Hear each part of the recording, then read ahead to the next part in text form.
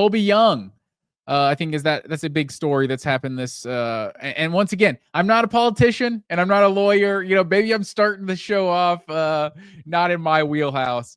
But Colbie Young, his charges, his battery and assault charges were dropped, and so he just pled I think no contest and misdemeanor disorderly conduct.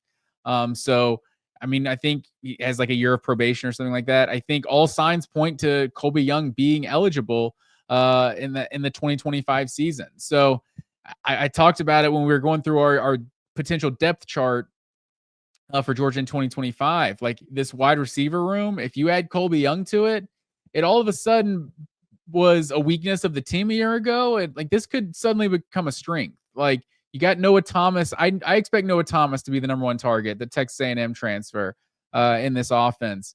But you got Colbie Young, a big body. I mean, you saw what he could do, in the Clemson game. I think, I think there was did he have a touchdown in the Alabama game? Maybe the Clemson game was his only touchdown. But obviously, that late in that Alabama game when Carson Beck, when Georgia's trying to make one last shot at it, he throws one up to Colbie Young and didn't put the ball where it needed to be, and it got intercepted in the end zone. But Colbie Young is that red zone target, that big body, and that's what I feel like you've seen Georgia's teams have one of those guys almost every year. It's maybe he's not a burner, but he just goes up and makes contested catches. Whether it's go back to a Javon Wims or someone like that, or obviously a George Pickens was that to another level, but a Marcus Rosemy, Jack Saint, like guys that just make tough contested catches.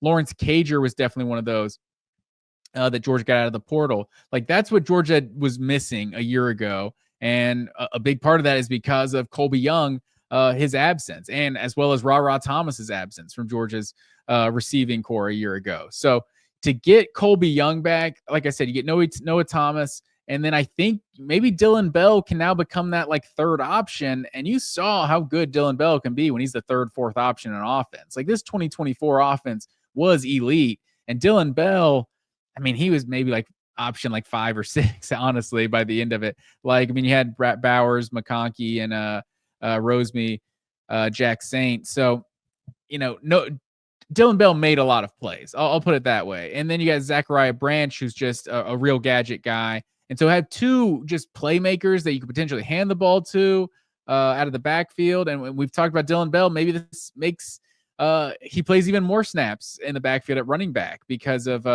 getting Colbie Young back in this offense. But I think it allows Dillon Bell to be used in a more versatile way, as well as Zachariah Branch be that gadget athlete in the backfield behind the line of scrimmage. Just figure out ways to get him the ball. And then you got Nitro Tuggle, a guy who was a freshman a year ago that people are excited to see. And then from what you hear in winter workouts, just rumors to this point, but people are really excited about CJ Wiley and Taylon Taylor. So if either of those guys are an impact player in 2025, suddenly this Georgia receiving core is looking a lot better. Jackson Johnson chiming in, 207 days until the start of the 2025 UGA season.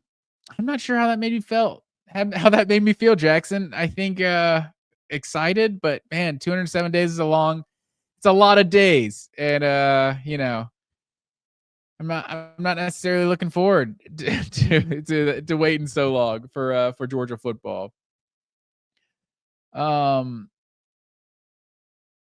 Also in the chat here, John Green, where did Bear Alexander end up transferring to again? John Green, Google works. Come on now. I expect you better from that. But I believe Bear Alexander ended up at Oregon. Is that right?